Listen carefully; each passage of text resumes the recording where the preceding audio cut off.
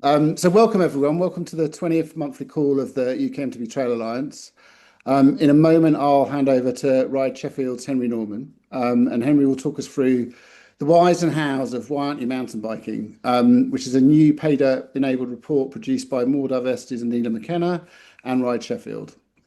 Henry will look at their in-depth research, looking into why people like mountain biking and the barriers exist to people doing so. He'll then talk about what trail associations, clubs, and riding groups can do to get more people into our sport and riding our trails.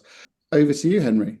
But yeah, so I'm Henry. I'm kind of Ride Sheffield is my main thing that I do, but involved in a number of different things. I was interested in just seeing Ian on the call, so I actually started doing trail work and sort of this type of thing actually down on Redlands trails. And Ian Warby very kindly gave us a 3 days trail building to show us how to do it properly. So yeah, it's nice to see there's still people around. But yeah, so I'm kind of the founder of Ride Sheffield and also involved in Steel City Downhill.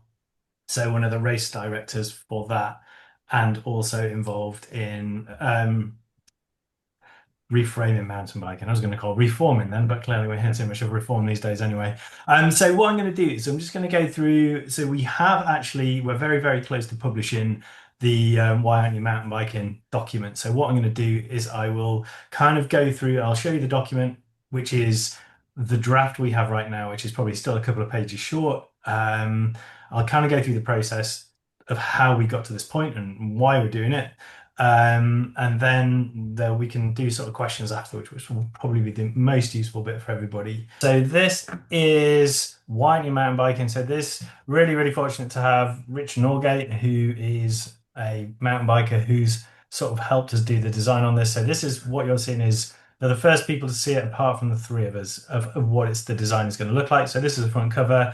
And the idea of it is we've taken, which we'll come on to in a bit, so we've got a nice little forward there and an introduction. And the toolkit goes through our we've taken the sort of mountain bike trail grading as a way of working our way through this. So we have a getting started section, which is our green bit.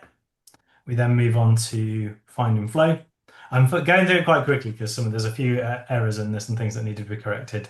So we've then got our red, so making traction, and then we move on to our black section. And then there'll be a little bit more in terms of direction on this. So this is basically what that will look like. So this will be available on Monday. So Monday the 21st is when we hope to get this out there. So it'll be available on the Reframing Mountain Biking website. You may well see a little bit more of it. It may well end up on the PayDirt website as well. So you'll see it kind of around and about a bit more on Monday, but it'll be there as a free download. And the idea of it, and this is meant to be a toolkit. It's meant to be something which is practical. So it's very, what we wanted to do is have quite a good solid base to sort of start writing it, which we'll come to in a minute. But the idea is we wanted something practical. I've never been someone who's just there to sort of talk or complain. I think, if you're going to do something, and we're probably all here as, trail builders or people who run mountain bike groups, because we actually wanted to change something. We just didn't want to sit there and complain. So the idea is within this, if you see the action section, you can see within this, the idea is these are stages, these are things that you should be able to go through and tick off. So starting within the green section, but going through, and this should make mountain biking or the mountain biking that you promote more accessible to more people. But I will just come on to the presentation bit. So yeah, why aren't you mountain biking?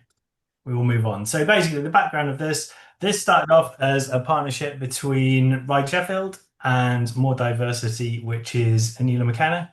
And we were funded by PayDirt, it started off as Santa Cruz's way of getting money out to mountain bike associations. So they started off with £1 million $1 million over 3 years. This is carried on. It's now sort of funded through, I guess you would see it as like Pond Holdings' way of funding it, but it is, rather than being Santa Cruz's PayDirt, it is just PayDirt now, sort of standalone. And it kind of came out of conversations from the very first Reframing Mountain Biking, which I know some of you were there at, and Champ Camp, which was something that Aneela and I were both at.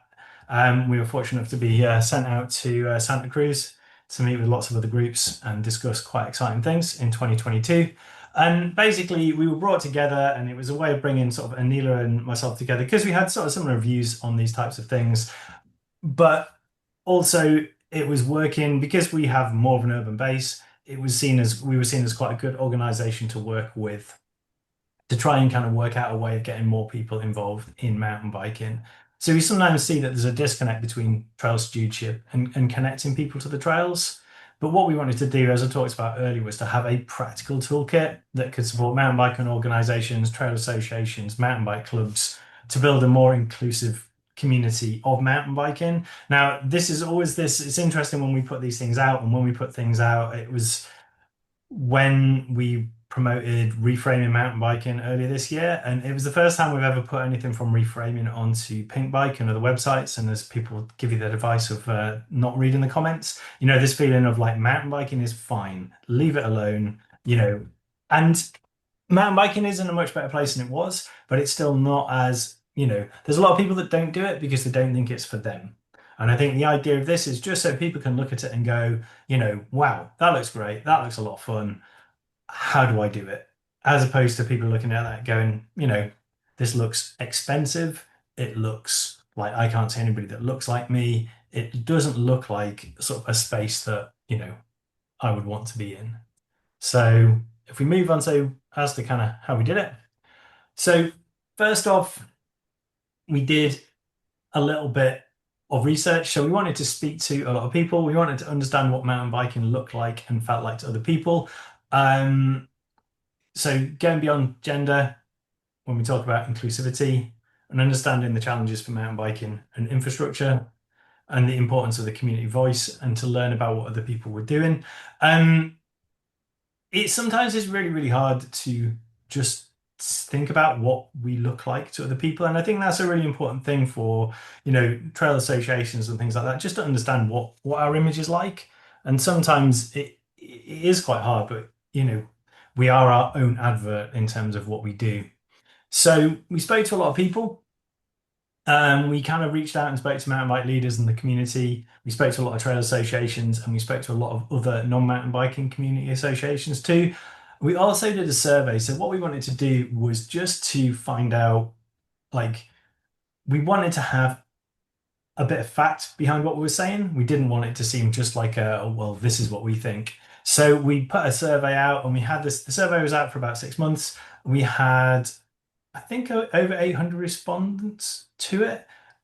So it was a pretty reasonably sort of covered survey. What we did, it was a branching survey, so we wanted to speak to non-mountain bikers as much as we wanted to speak to mountain bikers. And this was always a thing of sharing it with mountain bikers and saying, give it to your friends, give it to your partner, give it to people that don't ride as well, give it to your family members and do that. So we wanted to know what other people thought. We ended up with 76% or 76.4% of mountain bikers and 23.6% of non-mountain bikers, which is not bad. It would have been nice for it to be 50-50, but I think that was always going to be difficult because of, asking someone who knows nothing about mountain biking to fill in a survey is probably a little strange thing to do.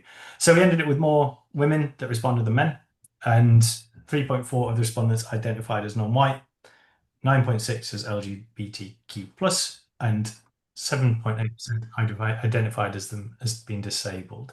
So that kind of gives you a bit of a background. So what we wanted to do is take some of that information, and we'll share some of those sort of more interesting findings as we go through this. And we wanted to, as I explained, and as you saw in a more stylized version, this is Aneela that did this, and in all fairness, with better graphic design skill than I've got, but you can see kind of the origins of what I showed you earlier. So getting started. So what we wanted to do was just give sort of things that would allow people to get into the sport, that would allow people to try it for the first time. We then sort of talked about like finding flow. So just actually, how do we get those people to carry on doing it? Our next bit, making traction, is how do they feel part of the community? How do they start getting involved in things? And the last thing, this in the zone, this black bit of the trail, is how we get those people to be, they are the people who are our leaders. They're people who lead our rides. They're people who are on the board of our trail associations. How do we embed a broader range of people within the sport in that kind of way? So we will move on. So in terms of getting started, I'll try not to read out everything. Sometimes it's useful. The quote there, I'll leave you to read for yourselves. But yeah, this idea that, when we look around, mountain biking is heteronormal, white and male is, you know, it's certainly not as bad as it was, but it is still, that is what mountain biking looks like from the outside. Um, so in terms of like how does that feel? So what does it look like when you're on the outside? So 38.4% of respondents said they thought mountain biking was inclusive. Um, um, and only 18.5% said it was accessible. That's pretty low numbers. So that's across mountain bikers and non-mountain bikers. So in and excluded communities, would sort of have an even lower view of that. The same for people who identified as disabled as well. Um, so this, in terms of mountain bike organisations, tend to prioritise trail maintenance over community engagement and inclusion, and that's something that really really drives most of us is just to have good trails, and it's something at Ride Sheffield we've talked about for a while is like we always were there for access, and we always to us access was the trail itself, but we realized that access is about how those people get to use the trails too. But in terms of, we're all volunteers. We're all doing this because we want to do it and because we love doing it, but we only have a finite amount of time. And if we're having to find out information about sort of building diversity and inclusion into our trail association, it feels like sometimes that's not as big a priority as, even if we would like it, when it comes down to how much time we have, it's probably something that sort of slips behind. Um, so this perception that we welcome everybody, but the group itself, while we can say we welcome everybody, the actual structure of the group doesn't allow for that. Oops.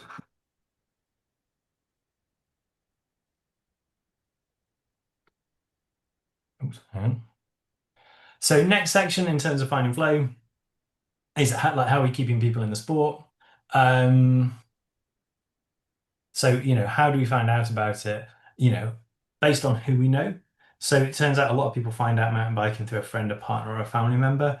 But, you know, if you don't know people who mountain bike, and if you're in a community where nobody really mountain bikes, then how do you find out about it, and how does it become something that you do? Um, but there's good reasons why people want to be in the sport and stay in the sport, such as well-being and mental health. Um, and when people start, they realize that mountain biking itself is quite different to their perceptions. Um, but yeah, in terms of this again, how we represent it, quite often again our images is within media and things like that is not as representative as we would like.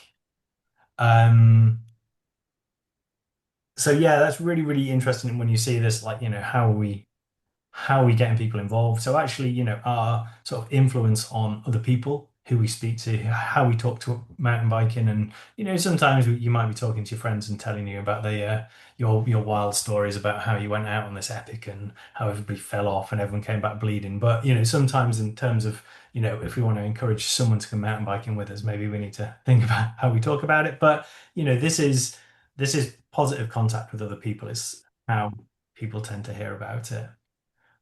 Um, in terms of, you know, this is how we describe mountain biking as people who mountain bike. So you can see, fun, nice to see that stands out there, but exciting, exhilarating, challenging, freedom, healthy.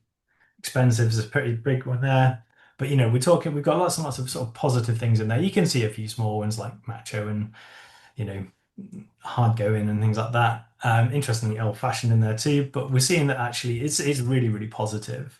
When we move on and see people who don't mountain bike and how they perceive mountain biking or what they think it's like, fun is definitely in there, but the big words that stand out, um, dangerous, scary, adventurous, male, energetic. So, there are some positives in there, but it's this perception that it's a dangerous, expensive, scary sport that is male dominated. Now, if you put that as within your advertising of like, would you like to take a mountain bike? And you're probably gonna, that is gonna put a lot of people off, but that is how we sometimes sell mountain biking, and maybe we shouldn't be doing that. Um, Again, why are people doing it? Um, people are doing it because they enjoy doing it, which is a pretty simple thing. But being outdoors, being fit for their well-being, for being social are your next categories. Those things people can get from other things. People can get outdoors fitness and well-being from trail running. And if you see the sort of explosion of trail running, people are getting that from that. So these can be taken from other sports. It doesn't necessarily need to be challenging and scary or thrilling. Um, but in terms of why people don't do it, which is probably more interesting, is well, first off, that people don't have a bike, and that might seem a real kind of silly, glib thing to say, but actually, we are an expensive sport, and how do we signpost people to bikes which are cheap and how and actually reasonable, and where can people access those bikes? So there's one of the case studies within the report is actually the Bikes College, which is it's a CIC based in Leeds who do a lot of bike recycling. But what are we doing to actually signpost people to that they can get bikes for a much lower price than they expect? But also when we put our nice, images on Instagram and things like that, are we showing people in their nice new Fox kit on their newest bike, or are we showing people who are riding in normal clothes? And are they riding just a fairly bog standard bike? But interesting, the other ones again. So I don't have a mountain bike, and financial barrier are really, really high up there. But actually, risk again comes into it as a perceived risk. And again, I think we sometimes oversell this, mountain biking as thrill seeking, and we wonder why there's been an explosion of gravel, which is much more about adventure and inclusivity. So maybe we talk down the risk. Mountain biking is about skill. Our skill is what reduces our risk, which is kind of if you're teaching mountain biking, or if you're guiding mountain biking, that's perhaps the way you talk about it. You speak that to that sort of face to face rather than as a big public image. Location, people can mountain bike in a lot of places. I know Tony in Northampton, you've got a great bike park there, which is sort of, a way of, it's maybe not what people think of a destination or place to go mountain biking, but we need to bring mountain biking to places which is, not what you'd expect. There's great stuff down. I'm trying to think of a bike park down in sort of Norfolk, Suffolk way, but there's quite a lot of good places which are, places that people can ride. And mountain biking isn't always just mountain biking. So like in the southeast where there's a really healthy, or southeast and sort of the east of the country where there's a really healthy dirt jump scene, people will make mountain biking happen. But again, it's how do we let people know where that is happening? But yeah, and then lots of other smaller reasons. But actually, what people need to know is like they can do that, it's affordable, that it's safe, and actually they can find out where to go. Signage, maps, that type of thing is really, really useful. So yeah, so the action of those, kind of already talked about, is let's get rid of the myths about it being risky. Go to people and introduce them to mountain biking, and raising awareness and confidence. Also, like I say, just letting people know where those trails are. How we sign them, how we actually say, you can go mountain biking here, and that's really obvious to us, and we know all the networks, and we know we can go on trail forks, and we know we can download a Strava heat map and things like that. But if you've never done it before, then you're not going to know about that. So how does someone find your trails?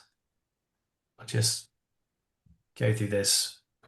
So again, we come down to affordability. Things like signage and information, which we just talked about, then becomes even more apparent if you're a disabled rider or on an adaptive bike.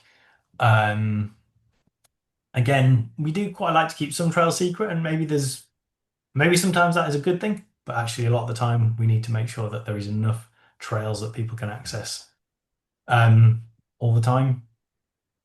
But actually, again, reasons for non-mountain bikers to want to go mountain biking there is being able to join a group and actually just do it. Being able to hire bikes, again, it's something which is probably not very clear or easy to find. But actually, if you've got mountain bike trails, why not actually link up with someone where that hires bikes, or make it sort of publicly known where people can actually hire bikes to come and ride your trails.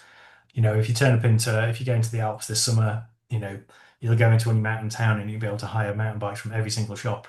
Whereas, we've got trails here, but people might not necessarily know that they're there and they're accessible. So again, it comes down to, even as we move through, removing the costs and barriers, increase confidence, and just collaborate and find, people to work with. And lastly, as we move through this, um,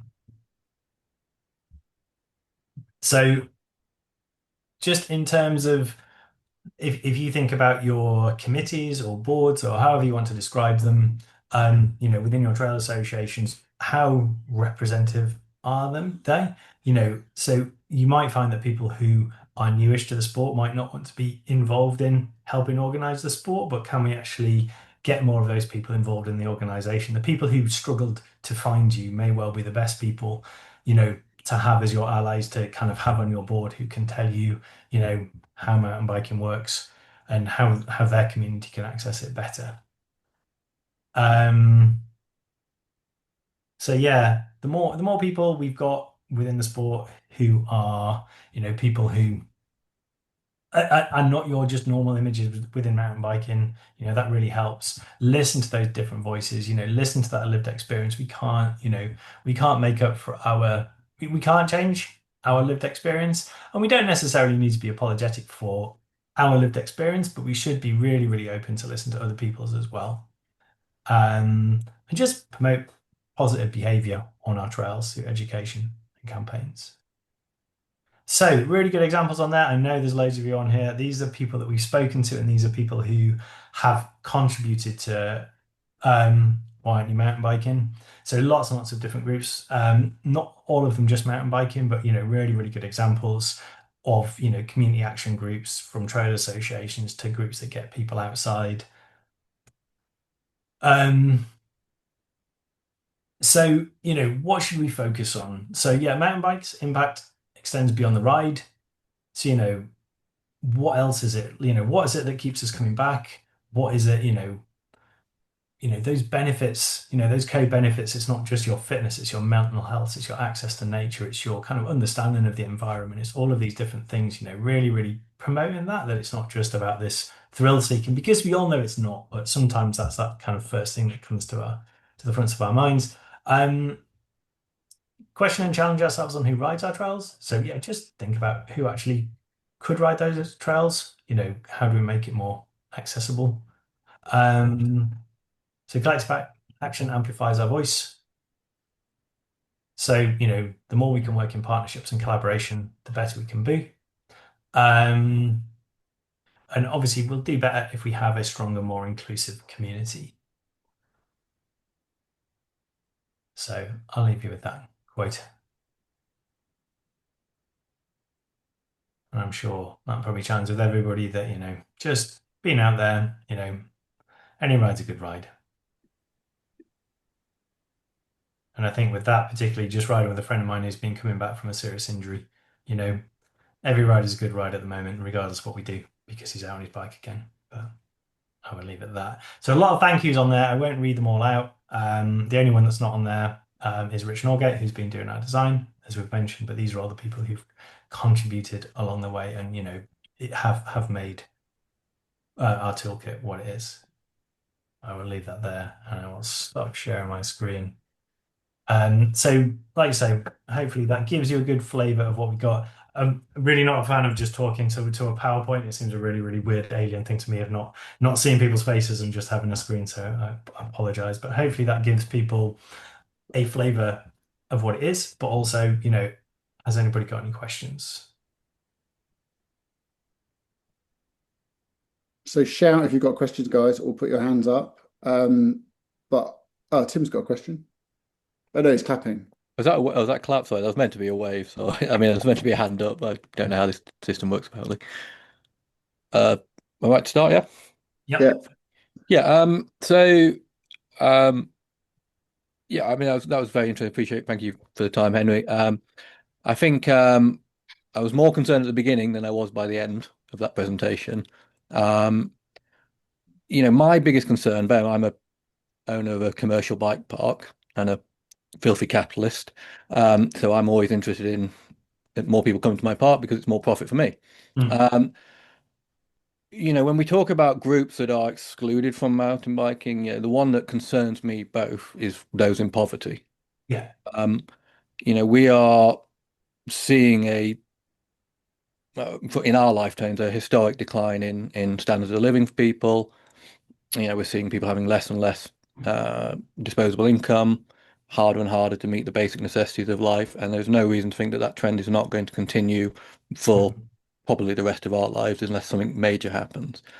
At the same time, we've seen an industry that has not, well, all of the progress we've made, and I very heavily sort of speech mark that word progress, has been about, basically higher performance, higher precision, and quite frankly, just higher cost. The line or the thing I always refer back to is who 10 years ago was looking at the derailleur on their bike and thinking, I wish this had, lots of sensitive electronics in it. I wish it had a battery that could run out and ruin my riding day. And I wish it cost 5 times more than it did. Progress in my mind, particularly given the sort of realities of the world we live in, should be reliability, longevity, affordability, ease of maintenance, and that side of it. And I say it was good that towards the end of that, you started to draw that out as one of the main kind of responses into it, because I'm genuinely concerned that we have a really big problem coming 10 years probably down the line, maybe even less, where people aren't going to be able to afford to do this sport, and I don't know how we fix it. I think maybe there's an element of pushback from all of us to basically kind of shun this higher performance, higher cost drive. Like you say, there are cheaper options out there. There are derailleurs that don't cost £1,000 or £600, but still do the job. And we need to, maybe to a certain degree, kind of shun this higher technology side of it and really, like you say, push that message that if it's got 2 wheels and it rolls and it's functioning, you can have a hell of a lot of fun on it.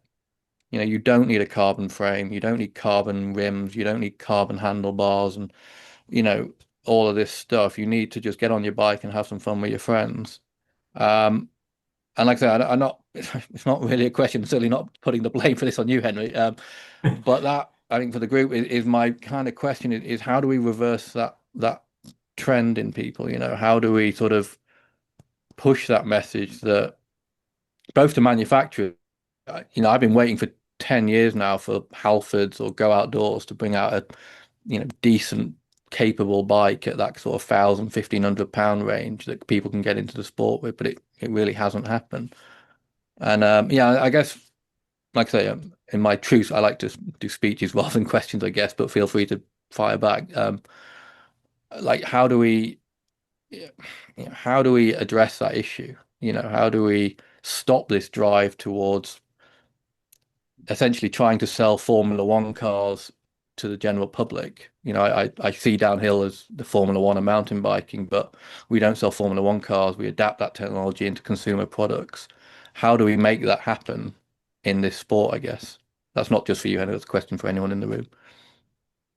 Isn't there? Oh yeah, Sorry. go on, Andy. Okay. I find it I find the advances, all the technological advances, like all the electronic transmission and stuff like this, and can even get anti-lock brakes. It almost just seems to be technological advances for the sake of technological. I can't even say the word now. Of advances. Bikes in general are supposed to be very, very simple things, aren't they? It's a simple invention of 2 wheels, a frame, handlebars, gears and a chain, cranks. That's it. Pedals, you propel it. It seems to be so many things are being done now, and they're geared towards people with money. You look at I think it's something like 75% of new bikes being sold now are e-bikes, and you look at the average cost of a standard e-bike now, you're still talking kind of crazy money. And if you go right to the very top end, you could be talking 14–15 grand for a bike, which just seems absolutely bonkers. I bought my second-hand caddy for 14 grand, and you're getting a bike for the same the same money. It is. I find it a bit odd. It's It's a barrier to entry is one of the things that came up on the presentation a couple of times. And I think if you look at other adventure sports, the barrier to entry is low. So, I've been kayaking for 30 odd years.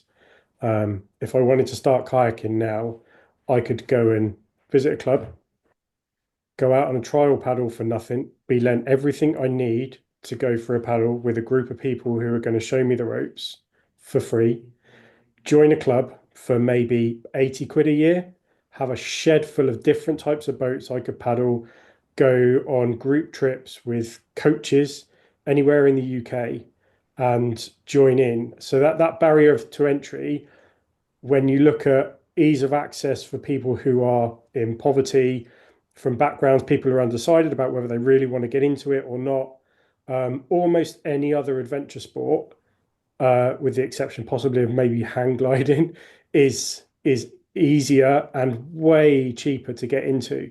And yet they have the same challenges as us. Having coached kayaking for 10 years, I coached white men and women in Oxford. That was it. Sorry. So Yeah, I'd just be another joke, interested to know, going across those other sports, how they see the challenges and also what they're doing to address them as well, and what are we doing as an industry to go across those other sports. Sorry. Yeah, I was going to say, Karen, I thought you sort of had your hand up. Yeah, I don't know how it's going in mountain biking, but in road biking, certainly, if you want to buy an Ultra group set now for your road bike, it's got to be Di2.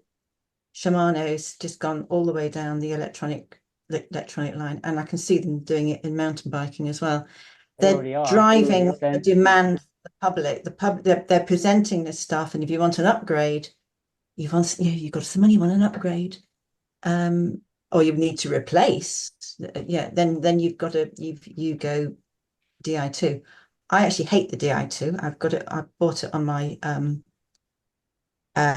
my touring bike because I've got arthritis in my hands, and I thought it'd be good, but I actually really hate it. And there's no way I'm going to have Di2 on any other bike I own. It's horrible stuff. But that's what people want. That's driving the manufacturers. If you want to address this, you've got to get a grassroots movement to get people to stop buying it and put the feet down. So the manufacturers have to listen, or go to the bike builder, the bike manufacturers, and get them to demand that they continue to I agree. manufacture and offer. I've got a £300 kayak and I can paddle it on any river anywhere in the world. I think you're right, absolutely right, Karen. I think, and maybe it is slightly, again, coming back to my derailleur thing. I mean, to give some slight credit to the manufacturers, they do make cheaper versions of stuff. I don't know about road cycling as much, but I sell 35 quid, 40 quid derailleurs in the shop. But people are being kind of convinced that they need the £500 derailleur. So When they don't. Well, Henry, I'll let you come in. Go on. I guess with some of this and the stuff that we found, my day job is I work for Sustrans, and I actually have I manage a number of active travel hubs for some of my projects, and sometimes it's just seeing how simple it can be, and that we're talking about utility cycling where people are less fussed, but we donate, but we get more bikes through the door donated than we can deal with. I have one of our hubs has so many fancy old road bikes upstairs because they're really hard things to hand out to the public. We give bikes away. We have referral schemes. We sell bikes for 30, 40 quid. We have a cap at 80 quid, so we don't compete with local bike shops, and we get bikes out the door all the time. And there's groups like the Bike College that are doing that, and I think it's just sometimes how we show what fun you can have on what just an average bike. And it's not, there is this, if you're a beginner, and we've all probably gone through that, of having a nice simple mountain bike that was just the most fun thing ever because you had nothing to compare it to. It's still really, all that riding, all that, the reason we've stayed in the sport. Yeah, we've probably all got quite fancy bikes, but we've progressed to that point. So you've got to remember that first experience of it, you need something that's safe. And ideally, if there's people who can recondition those bikes and get them out again, then that's really good, and we need to support them. But we need to make it, quite often we're trail associations rather than clubs. And I think we don't have a very good club structure. So what you're saying, Paul, is very valid. That we just need good clubs out there that are mountain bike clubs that people can come along to and try it out and do these things for free. So all this, how do we have like give it a go days? How do we have mountain biking, which becomes in more? We need to take mountain biking to the people sometimes to let them try it in a fun way. So we've got to give people that taster, but we've got to show them that they can have fun regardless of the bikes that they use. And this is sometimes why things like dirt jump scenes are really, really successful. Yeah, some of the when you see some of the jumps, they're really quite gnarly, but they don't have to be. But again, they don't need to be tackled on expensive bikes. BMX tracks, pump tracks, things like that. You've got a fairly sort of a much lower cost, but you've just kind of getting that message out there, as opposed to just having this kind of push to the top end. Like I was at an XC race with my son, and it was a youth race, which was just kind of before he went on. And, probably 10 of these kids who were racing had spare wheels. We're talking spare carbon wheels for kids who are like, 13 and 14 racing, as well as having a grand's worth of wheels on their bikes, had a spare set in case they got a puncture. And you just wonder how accessible that makes it for other people. Even if, I know we're talking about competition there, but you have this, such a barrier because everyone has all the kit, and it feels much more like an elite sport. Like anytime I go to races now, it feels such a different space. And there's progression in terms of, it's great that there are races there, but actually, again, how do we make it something that everyone can do? So where do you get bikes from? I mean, where would I go to borrow bikes? But I mean, that's the I don't have the important signposting, and I think that's what we need to do. So you need to know, I mean, this is, bike colleges, the CIC in Leeds, who get bikes that are donated through, the police recovery. They get through housing associations when they clear out properties. There's quite a lot of places where you'll end up with bikes that are they're either going to get scrapped. One of my colleagues literally goes down to the tip. And this is probably a bit cheaper, but the bike colleagues are recycling lots and lots of bikes and getting them out to people. But people need to know that there are places where you can get that. And that's kind of, again, as a trail association, this is time, but this is time that's probably well spent is getting, just show where people can get cheap bikes. Organize a go, can you have a day on your trails where people can come and have a go? But can you bring people like that along where people know that they can then, come and have a go on your trails, and then actually just, buy a bike for 50 quid, 100 quid, a secondhand bike that is safe, and go and have a go. But that's that sort of, again, collaboration. I was going to say, how do you've then got to have the infrastructure and the tech, somebody with the right qualifications to service it. So Tony's had his hand up for a while, but just before we move on, I mean, I totally agree with what everyone's saying, and that's my intuition as well, and general feeling that we are being marketed these really expensive bikes. But just to play devil's advocate for a second, I mean, Tim, to your point, Go Outdoors do sell, they've got the Caliber line of bikes, right? There's the Caliber Boss Nut, I think it's called, so which are actually really good budget bikes. Actually, I think they're designed in Sheffield, aren't they, Henry? They were originally designed in Sheffield. They were our original funder for one of our trails, but like they got bought out by Sports Direct, and they're kind of just having a resurgence. But yeah, the whole point of that was to create a £1,000 bike that was. Yeah, but I think it still gets good reviews. And then looking at the mountain bike publications, if you look at their bikes of the year, if you look at MBRs, they've got a best MTB under 600 quid, a best MTB under 1,000, best MTB under 1,500. 2,000 and then 3,000, and that's their categories. So they're not pushing 12 grand bikes, to be fair to them. And again, if you look at MB UK, it's a similar situation. But yeah, I feel the same way as you guys. It feels like we're being told to buy 12 grand bikes all of the time, doesn't it? And then I suppose, Paul, I'd like to come back to your point about paddle sport, because I wonder if that's because what was British Canoeing is now Paddle UK is doing a better job than perhaps our cycling NGBs are. But we'll come back to that towards the end. But Tony, go ahead. Just to follow on from from Henry's point. My partner in crime from the bike park days 3 years ago, Steve, as his mechanic was made redundant from a local bike shop, so he set him up in bike repairs, and they are now taking in old bikes, trying to get as many kids' bikes as they can. They've engaged a coach. That coach takes the repaired bikes to the school, teaches kids to ride, and then leaves the bikes with the kids that have learned to ride on them. And then following on from that, we've got the bike park where they can come and use the skills area to follow that up. So I think from a trail association point of view, are we making enough trails to allow the younger generation, the really young generation, primary school kids, have they got trails to ride? Henry made a great point about dirt jump spots. That's my next project, because I've got a love-hate relationship with a dirt jump bike at the moment, and I think that's possibly a way forward to get people in to overcome this barrier. And to Tim's point, would you be able to ride any of your trails, Tim, on a £1,000 bike? Yeah, I think that's a perfectly valid point. You know, obviously I swim in a certain part of this pool kind of thing, which is at that higher end. Yeah, you could.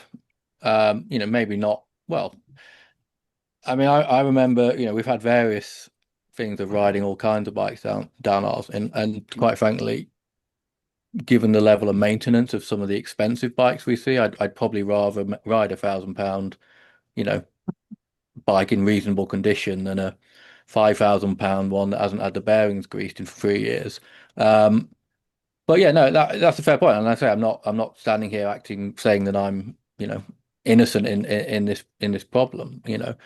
But to a certain extent, when I have this conversation, I'm not necessarily, you know, just talking about my own interests for my bike. But you know, we are. No, it wasn't aimed as a criticism. Yeah, but I think it's an absolutely fair sort of point. But you know, like, yeah, I would love to say yes, you know, and to be honest, maybe I am, you know, I'm more ignorant. The kind of bikes that Robin's talking about, you know, in all honesty, I'm not particularly knowledgeable about. We work a lot with Smiling Chain Link or the Bike College, and I think stuff like that is great. But I think maybe there's more we could do with that. And you know, and I spend all day, every day, telling people you don't need an expensive bike. You know, I mean, don't get me wrong. I'm not saying you could bring a £150 sort of Halford special to my park and you'd probably get down the hill. Whether it'd be enjoyable is not a question. You know, it's always I operate at the more higher level, and the bikes that come to my place are always going to be more expensive than they would be, say, to a community trail centre. But you know, again, my pure selfish capitalist nature, you know, I need those people on those having the fun on the cheaper level bikes, because a small percentage of them will fall in love enough to invest that higher money to sort of progress up to the kind of level that come to bike parks like mine. And I guess, Tim, sometimes that's even the structure, isn't it? Because for Tony, he's got those trails on their doorstep, whereas actually you're quite remote as well. So a lot of those people are reliant. Obviously, you've got your local community, which is strong, but people are reliant on getting there. And it's, you know, we're all just parts of this puzzle. And I think it's sometimes having that, you know, sometimes, and again, even just now talking about, you know, greasing those pivots and things like that. Like for kind of fun and whatever, and just maybe because I'm a stingy Yorkshireman, you know, I rode a hardtail for years. Genuinely have mountain bikes since I was, you know, 12 years old, and only in the past 12 years I've had full suspension. So, you know, that's a long time of riding, and just loved it, and raced hardtail downhill for years. And like, I know I've got friends who were mountain bike guides in the Alps who all just rode hardtails because they were easier to look after. You weren't replacing bearings, and also it was more fun because your clients tended to ride slower than you did, so why not ride a hardtail and make it more enjoyable? And so you know, you can ride most things on a well set up hardtail. And I got to like I said, this conversation in itself is reassuring to me, because like I said, I do exist on out on the limb a little bit. Yeah. And just hearing people's ideas and thoughts here is making me, maybe it's not as concerning as I see it from my position. That's something you might have seen. We're just announced that we're working on this project in our local community to build essentially a community trail centre or essentially mini bike park for kids behind the local school. We've done a deal with Marin to provide a dozen bikes for use for local kids who can't afford their own bikes and things like that. Again, only very localized to us, but yeah, I feel lifted and reassured by many of the stories and comments coming out of this group. So it's asking the bikes questions. can do just about anything. My wife was riding around Cody Brennan on a hybrid 10 years ago. She was riding red trails at Forest of Dean 5 years ago on a 300 quid hardtail. My son's been riding double black diamond trails on a Caliber Boss Nut, which is a £1,000 bike, up until about 3-4 years ago. So it is definitely doable. But it's making those connections, and I think it's seeing that you can start off and have, like, if you said, right, we're going to organise a bike jumble, or you've got a cohort of people where you can say, can you just donate your bike, all bikes, all bike parts, or your time, and you recycle those bikes, and then you have like a day at your trails where people can come have a go on those bikes, and then potentially buy them at the end. And it's linking that up, and it's that collaboration. So places like you say, Smiling Chain Link the Bike College are brilliant because they're doing that already. And you need things like that.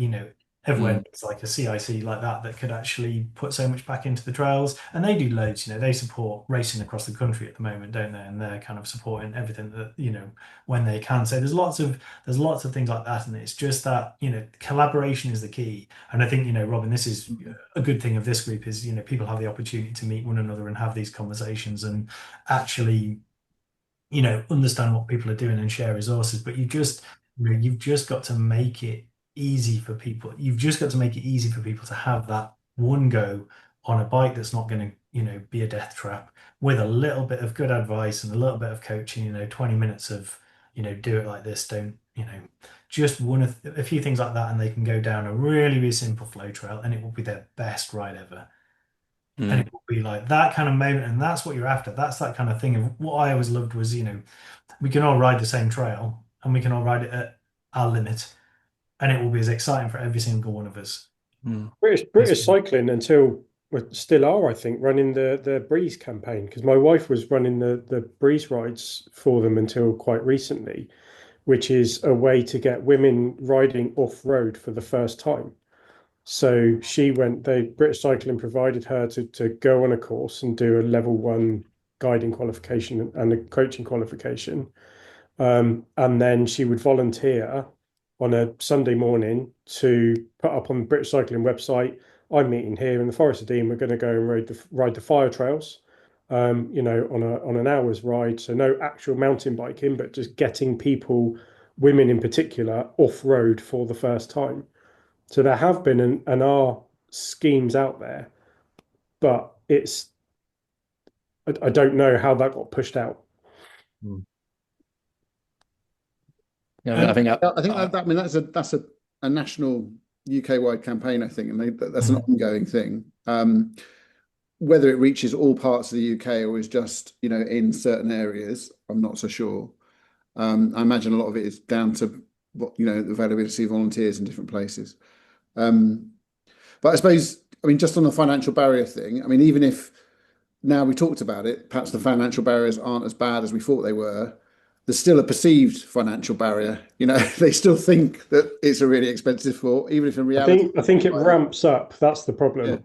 Yeah. The financial barriers you can pick up a bike and ride it, but if you want to ride the stuff you want to ride, the sport is incredibly expensive compared to almost any other adventure sport. Having done nearly all of them, it just is. I think though, like for me, like the barrier to the entry is the more concerning, because here's the thing: if you buy a £5,000, £6,000, £7,000 bike and you ride it every weekend for 3 or 4 years, by the time you break that down into days or hours of riding per pound, it is actually a fairly efficient and cheap way of, certainly cheaper than going to the pub or, or going out for dinner or something like that. But getting people in that place, where they think, well, I got to spend 5 grand just to see if this is any good. That's impossible for people. And I'm, my brain's sort of whirring now about how do I get, one of these sort of bikes from Halfords or Go Outdoors, on my hill and make a video about, answering, exactly sort of Tony's question, can you buy a bike like this? And I'm not saying it's aimed at a place like mine particularly, but how far can you take the capability of this bike?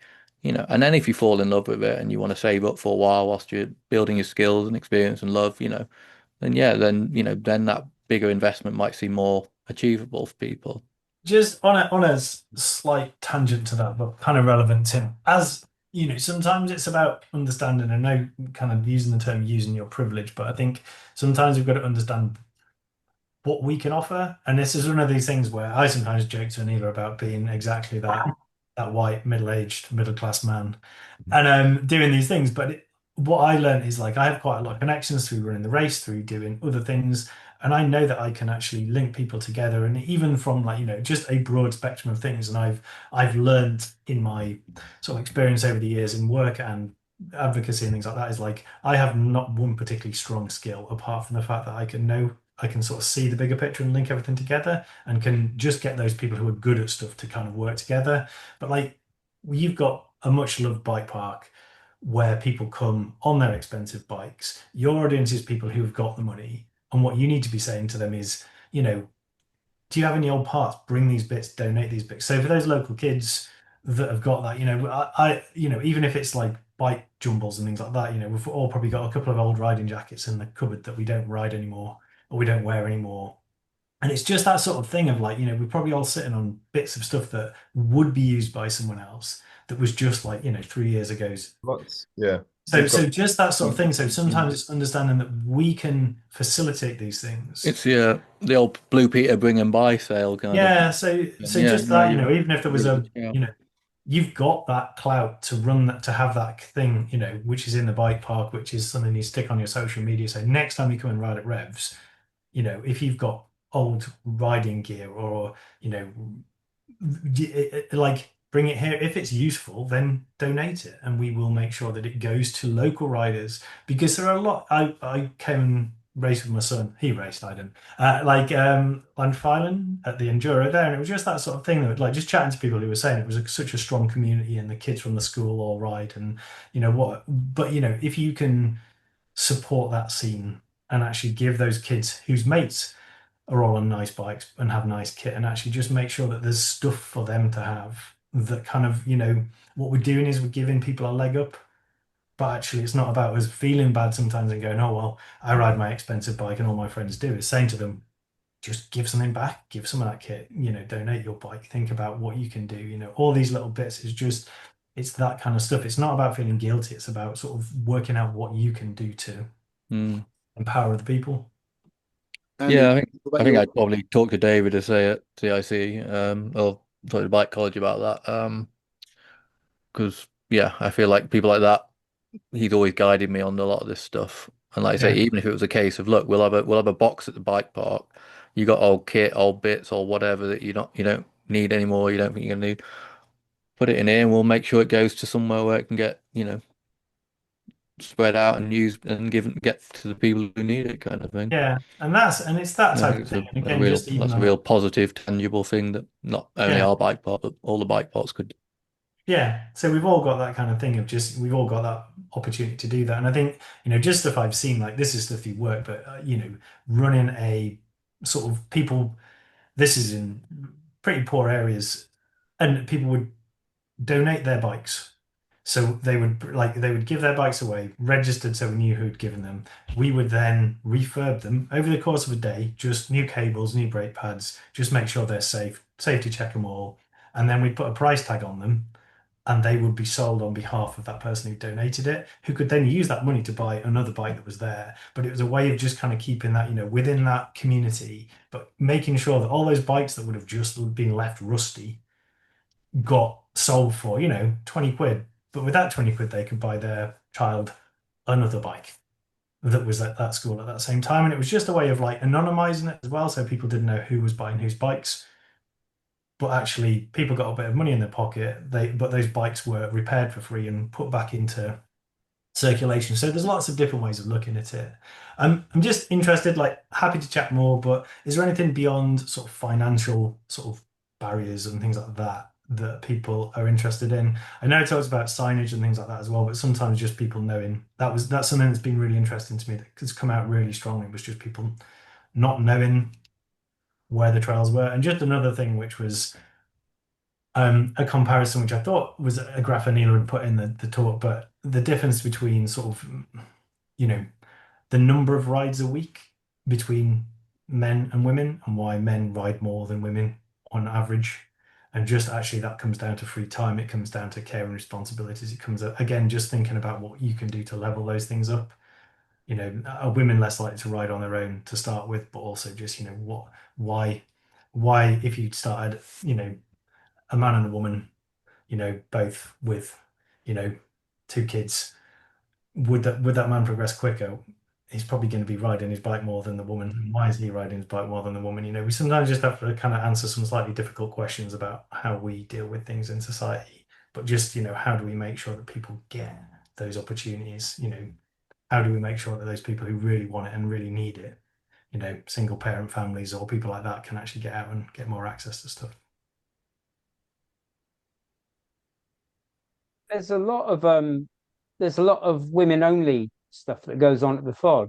So whether it's women only coaching or events, I think that's perhaps something that needs to be sort of pushed elsewhere as well.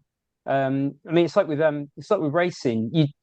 There's definitely more women riding now, women and girls riding there than there was 5 years ago. But you don't see many women or girls going into racing. So the entries are still quite low comparatively, which is kind of a shame. When you look at some of the young riders who are representing GB, or racing in World Cups, people like Hattie Harnden, for example, or Evie Alice Richards. These are young women who are really making big strides, aren't they? They're making a big impression, getting really good results. And you kind of want to think that would actually inspire young girls to get involved as well. If they're in a position to hear about them. When you're in a sport that isn't in the mainstream, that's the really tough bit, isn't it? It's how do you celebrate those people and push them out there and you know, get their help to help inspire other people.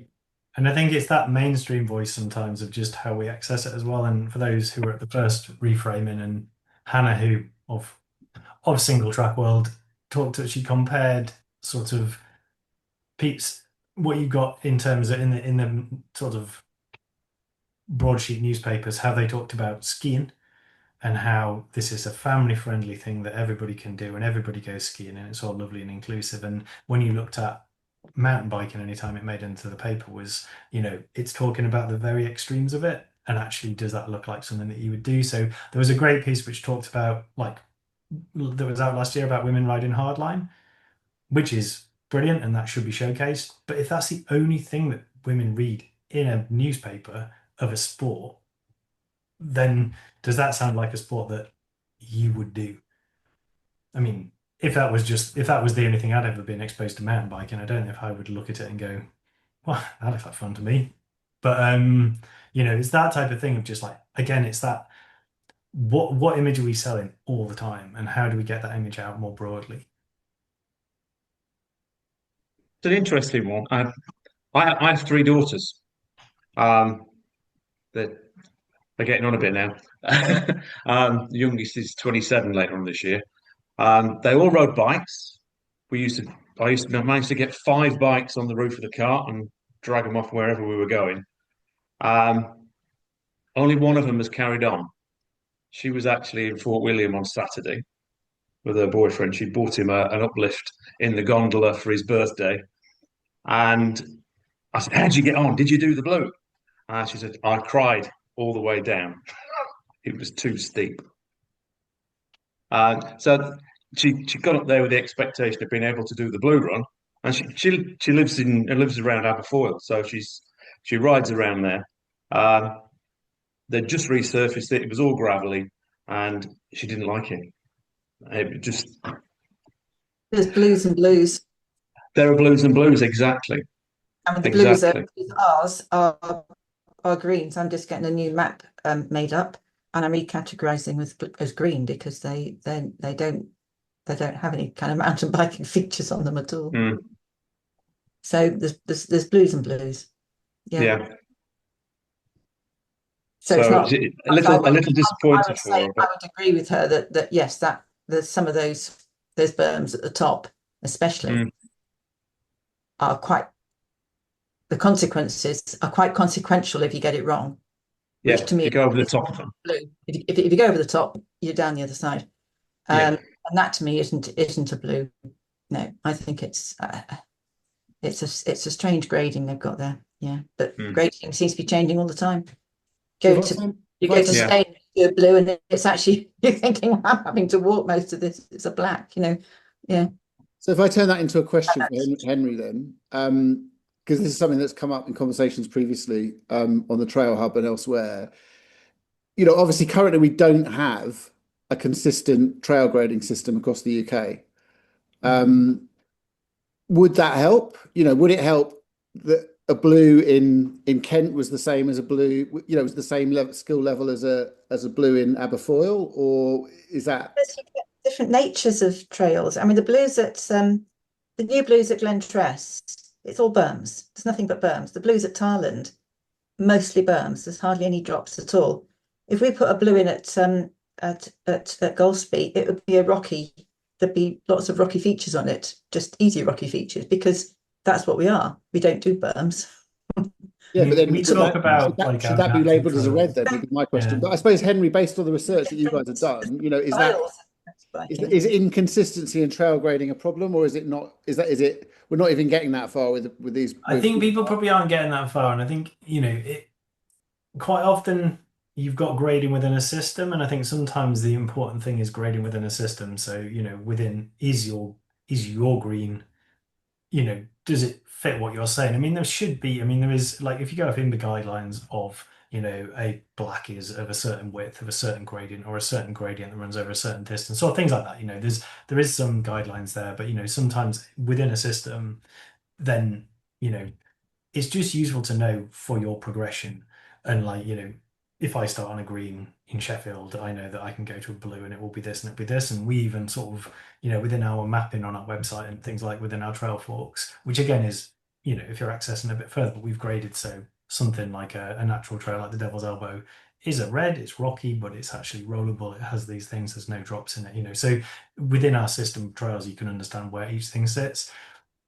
It is really hard. I think it's just using those, unique key characteristics that make something a certain grade, be it width, be it gradient, be it number of features. And I'm no expert on this. I think, probably Tim and Ian can probably speak better on this, but, it is really hard, certain things, that I think Bike Park Wells isn't too far off, but sometimes can feel, and, certain things can, so you can this isn't really what I'd categorize as a red. And the same, if you go into the Alps and the Porte de Soleil, if you've ever ridden a green in Châtel, it's not a green for anywhere else, and that's really hard for someone who's there for the first time. and what's the green? What's the green like? A green in Châtel is really hard. But it's hard. Okay. Really, really hard. And and the thing is, because it's a really fun trail, you get blasted. So what is the only family trail there, for example, you get blasted by everybody coming past. Yeah. Even though, so there's certain things, of, again, that's a different issue of trying to separate out faster riders sometimes, just for the benefit of the people on that green trail. But I think sometimes the grade itself is useful, but sometimes even just how we describe our trails. Stuff that came out from the research is partly just people being able to read a description. I thought the stuff that's gone on the Golfy recently, which is that their little way marking, is quite good. I think it's got a bit more information on there, so you can understand the character of the trail. But other stuff, even some of the stuff we came across was actually names of trails, we've got some quite brutal sounding, quite sort of misogynistic trail names on quite a lot of trails still, even on sort of bigger, on sort of quite commercial trails, and just sometimes thinking about what that means. I always think about riding on the Surrey Hills and the trails where, you know, what's it called? Something like Blind Terror 2, you know, certain things. Obviously, they were steep trails, and that was probably, these were unofficial trails. But when we bring that into our kind of naming systems of how off-putting that is to a beginner, or just, you know, what it means. But yeah. Henry, Yeah, I agree with you there. There's some strange names. I mean, one of ours is running the gauntlet. I mean, what does that mean to you? You know, and another one is Valhalla. Which one sounds the most difficult? Running the gauntlets are black and Valhalla's are red. You know? But you're thinking, who named those? I wouldn't have called them things like that, but there we go. That's what they're called. Henry, just going back to the survey, and obviously, you know, you hoped you would have reached more non-mountain bikers with it. Did you do anything to try and reach non-mountain bikers other than asking mountain bikers to ask their friends that were non-mountain bikers? Or I mean, put out just generally into sort of, you know, asking people to share it where they had, or share it with friends, or share it with, you know, but across, like, you know, Aneela has a lot of connections within the outdoor industry, so it was shared with people who, a lot of groups who are just outdoor groups, or, you know, specific groups. It was shared with quite a lot of people who weren't mountain bikers. But like I say, the idea of, I guess, how you're bought into something. So it's like, why would I do this? If someone said, can you fill this in on, you know, can I fill a survey about why I don't do ice hockey? I probably wouldn't bother. yeah, But you know, it's just, I don't play ice hockey, even though there's a rink actually and a really good team within Sheffield. But like, you know, it's that type of thing. I'm just, you know, it's just not my thing. Why would I put my energy into it? So, you know, in terms of the responses we got, we're quite happy with that. I am going to have to go in a second, but what I'll say is, as well as the report, we actually have all the data. So in terms of things like the surveys, if people are interested, we will try and get it into a decent state, even if it just comes onto like the Trail Alliance or something, Robin.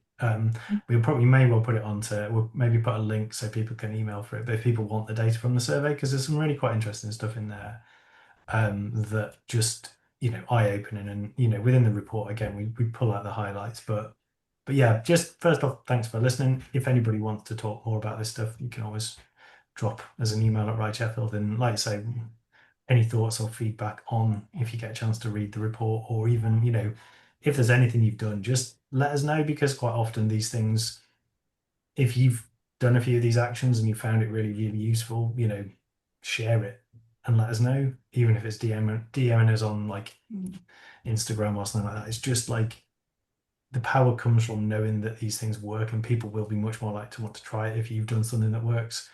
So we're sharing all this advice that we know it works, but the more you can do it and be like, oh, I tried doing this, you know, talk about these things, talk about these issues, talk about like that you've got more people into doing it, or you had one person do it, or, you know, the person that turns up out on their hardtail and rides all the trails in revs, or, you know, does this sort of stuff, because, you know, they totally can, but it's just a matter of, you know, leveling it out. But like I say, thanks everybody for listening. But I better. yeah, Henry, thank you. Well, thank you so much, Henry. Thank Really you, Henry, appreciate it. everyone else, hang on, I suppose. Thanks, Henry. Let Henry go. Yeah, thank you, Henry. So yeah, we could finish there, or we can carry on the conversation. It's totally up to you guys. We've got another quarter of an hour scheduled, so if anyone wants to carry on chatting, you're welcome to. Andy, I think earlier you were going to talk about your table sales. Yeah, it's just sort of another way, because you've got a bit of, we sell stuff cheaply, so we get tires in from racers, so they've, you know, they're used, but you know, the kids lap them up, like, you know, £5 a tire. It all helps, you know, keep the costs down for the people. We get a little bit of money for donations for keeping the tools tidy, and yeah, it seems to work for everyone. So you sort of encourage people to donate over a period of months, and you do a table sale every few months. Is that how it works? No, we do a table sale every month. The the guy who runs it, who's an absolute star, he's going to magazines, shops, all over the place to get some fairly good kit, and then it's personal donations. We run it on a Saturday generally, once a month. And that's just outside the cafe at the cycle centre, basically. Yeah. We tried a few things. We tried going to the Malverns and taking the tent, and it's just too much hassle. So we just run it on site. Get all sorts of stuff, don't we? Yeah. Bike frames, components. We really pushed helmets, bikes yet, pads. though, haven't we, Mark? We haven't. No, but a couple of frames got donated, didn't they? Yeah. But it's amazing how much stuff we get. We raffle the odd one off too. Yeah. There's a real potential there, isn't there? Any trail association or bike park could do that in theory. Attract donations from both brands, local businesses, and their riders. I think we get some amount of money to put back into the trails, but then also help out the local community as well. It's a real force for good. Yeah, we definitely get some from Bike Park Wales. To Tim's point, like if there was a local trail association, that they might be able to do stuff with any kit that you got together, Tim. Yeah, well, I'm thinking about the school project that I mentioned. That would be probably an ideal outlet if we could collect some stuff through our riders and things like that. It would potentially raise a little bit of money towards the maintenance of that centre, but also, like I say, provide an opportunity for people, local kids in the area that on lower income, things like that, to be able to keep their bikes in good nick. So that's definitely something I'm going to have a think about and try and pursue. Like I say, we don't need it. We don't need to fund ourselves through any kind of those kind of activities. We don't need anything out of it. It's just how do we make sure it comes in and goes out to the right place, basically. Yeah. There was a lovely story came out of Weston Park in Leicester a couple of months ago. Young lad had been riding a beat up old Carrera on dirt jumps, and it had finally collapsed. I think the wheels had collapsed and the cranks had fallen off, and I can't come anymore. I haven't got a bike. So all the older guys just raided the backs of their garages, and they found an old dirt jump frame and a couple of wheels and a pair of old rusty forks that they cleaned up, and they built him a dirt jump bike between them. And one day just said, "Here you go. Here's your bike." Back into it. So these stories are out there all the time. So the guys at Delapre Bike Doctor, they're taking bikes in all the time. So that's where my daughter's old bikes finished up. And the better ones they sell and buy parts for doing up the smaller bikes. And the little ones go into the schools, and the funds pay for the coach to go and teach them how to ride them. It's have they got, and then hopefully they've got somewhere else to move on to ride them afterwards and carry on. We don't want 10-year-olds on the roads particularly, but if they've got a nice little bike park they can go and have a fiddle about at, then I met one of the lads from, I think he was 14. Met him at your place here down at Rushmere, and he said, "I know you from the bike park, don't I?" I said, "Yeah, I think I've seen you down there as well." Oh, we got on the train. They got the train from Northampton to Aylesbury, then ridden to Rushmere just to try it out, because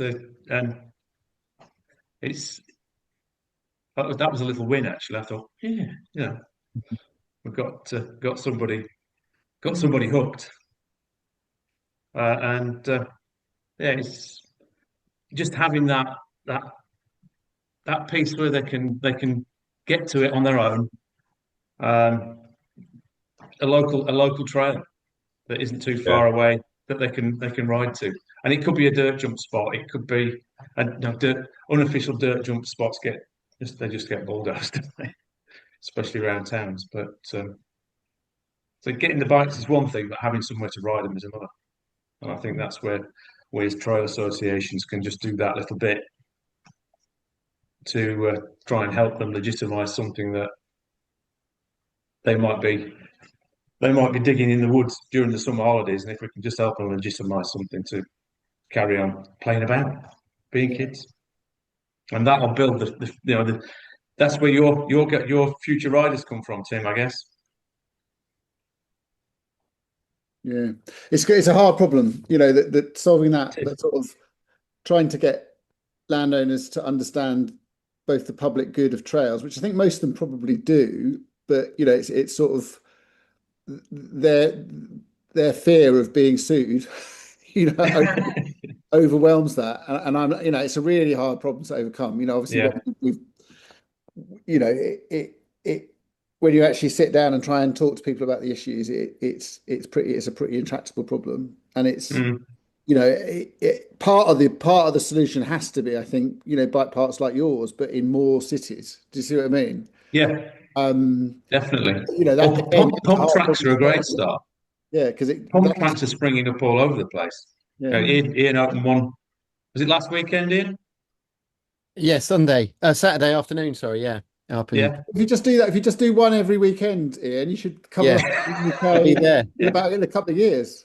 Get the rest, yeah.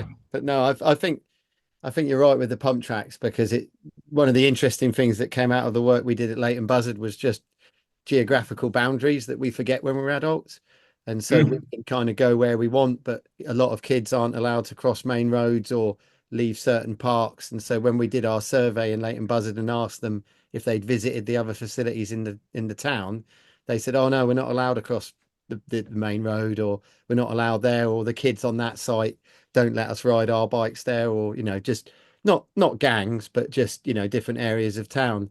And I think that's what was really exciting about the one in Aylesbury that we opened on Saturday, was that it's the other side of town. So before, you'd have a 20-minute ride across town to get to the only pump track in town, whereas now you've got one either side of the town. They were built by two different companies, so they're very different flavors of track. And as Tony was saying, it just opens up that option for people to get into bikes. And again, I was thinking about at the weekend down at Rushmere, we had a lot of kids there on very cheap bikes, coming back to Tim's point. And, it's great to see them starting on those bikes and then being inspired into buying the more expensive ones. But I definitely agree. It's not something that, there's got to be a way of making it so it's affordable going forward. Otherwise, people will end up pricing themselves out of it, especially if they feel it's essential to have that kit. But yeah, we had a massive turnout at the track. You couldn't get the kids off it. It was amazing. I mean, that is one of the things that we often see, us older folk, we want these long trails with elaborate this and that and jumps and things like that. You put 4 jumps in a line in a field and kids will ride it hour after hour after hour. I must say, on your point there, Ian, I mean, that's an amazing, great story, because I imagine the other point of that is that not only are the ones on the other side of town not got somewhere to go, but now you've got a reason for them to go to each other side of town and not feel like this is our place, you're not allowed here. Well, we want to come to see your place. So and a lot of the issues we face, not just in this, but in the world, is we're all the same. We just don't spend enough time together to see it, basically, and so, yeah, that's, really important. And where I live, we're, there's a lot of depravity, that's the wrong word, a lot of deprived people in these kind of areas, but we are massively privileged compared to other areas. So yeah, no, so that's really, really positive, and really nice story to hear. And same with yourself, Tony, with the putting together a bike for a kid. That's the kind of thing that kids remember for a lifetime. And give them faith in humanity for years to come, kind of thing. The pump track thing is an interesting one, because where I am in Swindon, we've got 3, and they're always busy. Yeah, There's we've got one in Rawton, which is just the south side of Swindon, just the other side of the M4. That's been there probably 7 or 8 years, I would think, and that's pretty popular. And it's quite a long track as well. But there's one in West Swindon, a shorter one, which has got it's got a skate park track, or skate park next to it. And then there's a new cycle hub or sports hub that's been opened sort of north side of Swindon, which has got a closed circuit road cycling route as well. And I think there's also a BMX track on that one as well as a pump track. And they're using that for like bikeability training and all sorts of things like that. So a couple of the cycling clubs use it, but they're really good facilities, and they're open to everybody. So which is really, really important. Yeah, They don't seem to attract that issue that you mentioned, Robin, of liability as well. That it's deemed to be much less. I think that the risk is much less on a pump track than it is on a. Yeah, but also, also pump tracks tend to be local councils who are, Yes. they're not really. I don't think they're as risk averse as Forestry England or NRW or Forestry Land Scotland. No, they don't seem to be, do they? No. And then also, they aren't. They're they're in a space. They're controlled. They're designed. They're insured. They're inspected. They're official. So there's a certain level of confidence that comes from it, whether that's justified or not. So before we finish, Paul, I want to go back to what you were saying about paddle sport. I'm really interested to know your thoughts on, how much that scenario you talked about with paddle sport, how you can go along for a trial session for free, get, pay 80 quid a year and go on coach sessions and borrow the kit. How much is the difference between mountain biking and paddle sport, because paddle sport has got what was British canoeing is now Paddle UK? Is it because they're doing a better job than British cycling, or not? It's the cost of the technology is a lot lower. So the best kayak you can buy might be £1,000. I can go and paddle the biggest rivers in the country on a 300 quid boat with a dry suit and a half decent paddle. Now that means, and also the technology, I think, it doesn't move as fast as it does on bikes.